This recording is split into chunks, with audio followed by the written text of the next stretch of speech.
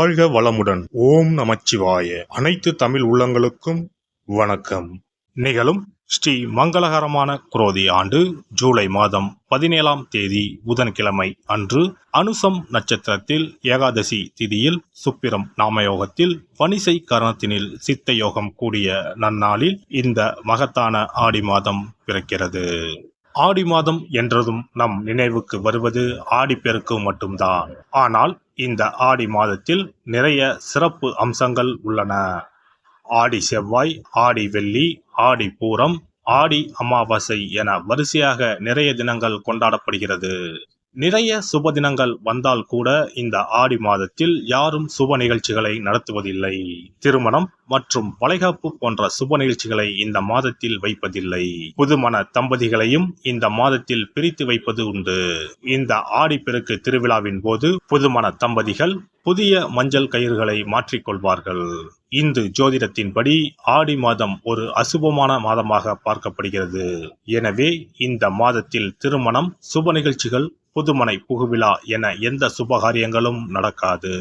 இந்த ஆடி மாதத்தை ஒரு சூனிய மாதம் என்றும் கூறுவார்கள். ஆடி மாதத்தை ஒரு சூனிய மாதமாக பார்த்தாலும் இந்த மாதத்தில் ஏராளமான பூஜை மற்றும் விரதம் மேற்கொள்ளப்படுகிறது.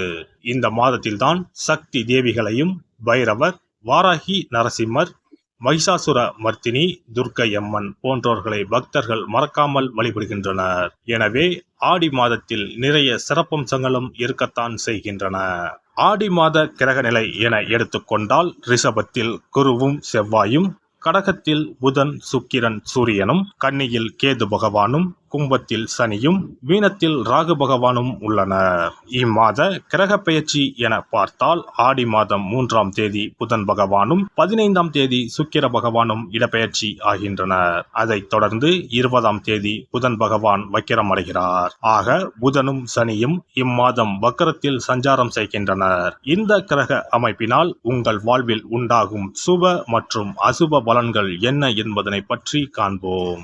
மற்றவர்களுக்கு பிடித்தாலும் பிடிக்காவிட்டாலும் தான் சொல்வதுதான் சரி என்று உறுதியாக கூறும் மீனராசி அன்பர்களே, இந்த மாதம் மனோதிடம் அதிகரிக்கும். பயன் தரும் காரியங்களில் ஈடுபடுவீர்கள். செல்வம் சேரும். வாகனம் வாங்க எடுத்த முயற்சிகள் கைகூடும். பயணங்கள் மூலம் ஆதாயம் கிடைக்கும். தொழில் வியாபாரத்தில் இருந்த சிக்கல்கள் நீங்கி முன்னேற்றம் உண்டாகும். எதிர்பார்த்த பண உதவி கிடைக்கும். லாபம் அதிகரிக்கும். பழைய பாக்கிகள் வசூலாகும். வியாபாரத்தில் இருந்த இடையூறுகள் நீங்கும். வியாபார வளர்ச்சி பற்றிய சிந்தனை எழும். அரசாங்கத்தில் எதிர்பார்த்த உதவிகள் கிடைக்கும். உத்தியோகத்தில் இருப்பவர்களுக்கு பதவி உயர்வு, சம்பள உயர்வு உண்டாகும்.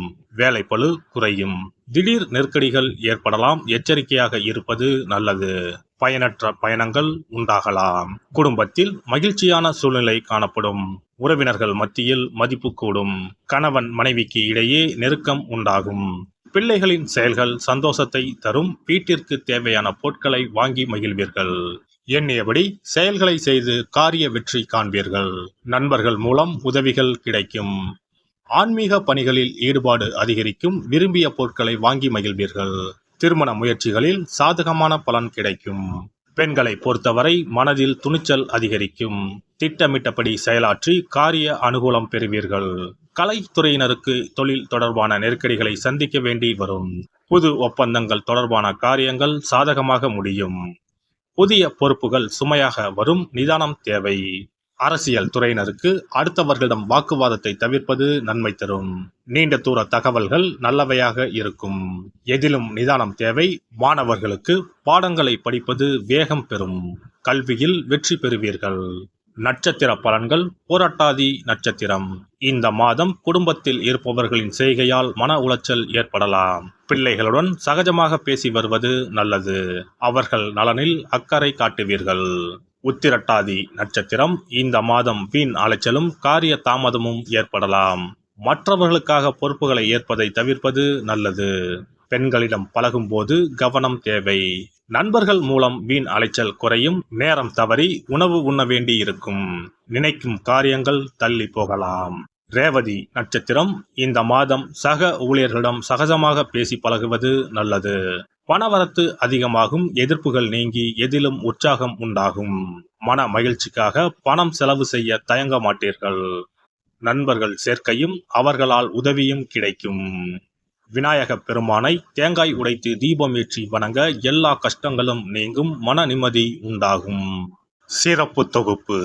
ஆடி மாத சிறப்புகள் மற்றும் வழிபாடு தொடர்பான சில குறிப்புகளை பற்றி காண்போம். ஆடி மாதத்தில் சிவனின் சக்தியை விட பார்வதியின் சக்தி அதிகமாக இருக்கும் என்பது ஐதீகம். ஆடி மாத அமாவாசை அன்று மறைந்த முன்னோர்களுக்கு பிதுர் கடமைகளை செய்தால் ஆண்டு முழுவதும் பித்ருக்களுக்கு கடன் கொடுத்த பலன் கிடைக்கும். ஆடி மாதம் சுக்லா தசமியில் திக் தேவதா விரதம் இருக்க வேண்டும். அன்று திக் தேவதைகளை அந்தந்த திக்குகளில் வணங்கி பூஜித்தால் நினைத்தது நடக்கும். ஆடி மாதம் சுக்லபட்ச ஏகாதசி முதல் கார்த்திகை மாதம் சுக்லபட்ச ஏகாதசி வரை மாத உபவாசம் இருப்பது குடும்பத்தில் அமைதியை ஏற்படுத்தும். ஆடி மாத செவ்வாய்க்கிழமைகளில் கோவிலில் எலுமிச்சப்பழ விளக்கு ஏற்றினால் கூடுதல் பலன்கள் கிடைக்கும். ஆனால் எலுமிச்சப்பழ விளக்குகளை ஒருபோதும் வீட்டில் ஏற்றக்கூடாது. வளர்பிறை துவாதசி நாளில் தொடங்கி கார்த்திகை மாதம் வளர்பிறை துவாதசி நாள் வரை பெண்கள் துளசி பூஜை செய்து வந்தால் நினைத்தது நடைபெறும். வீட்டில் சகல செல்வங்களும் குவியும். ஆடி மாதம் செவ்வாய் வெள்ளிக்கிழமைகளில் காமாட்சி தேவியை வணங்கினால் திருமண தடைகள் விலகி சுபம் உண்டாகும். ஆடி மாதம் முழுவதும் மீனாட்சியை வழிபட்டால் குடும்பத்தில் அமைதி ஏற்படும். ஆடி மாதம் முத்துமாரியம்மனை மனமுருக வழிபட்டால் திருஷ்டிகள் விலகிவிடும். ஆடி மாதம் சுக்ல துவாதசியில் மகா விஷ்ணுவை நினைத்து விரதம் இருந்தால் செல்வம் பெருகும். ஆடி மாதம் சுக்லபட்ச ஏகாதசி தினத்தன்று அன்னதானம் செய்தால் சகல பாக்கியங்களும் கிடைக்கும். இம்மாதம் ஏகாதசி துவாதசி நாட்களில் அரச மரத்தை சுற்றி வந்து வழிபட்டால் வாழ்வில் மகிழ்ச்சி உண்டாகும். ஆடி மாத வெள்ளிக்கிழமைகளில் மகாலட்சுமியை வழிபட்டால் வீட்டில் செல்வம் சேரும். இம்மாதம் ஏதாவது ஒரு வெள்ளிக்கிழமை அம்மனை ஆவாகனம் செய்து வீட்டுக்கு வரவழைத்து வழிபடுவது சிறப்பை தரும்.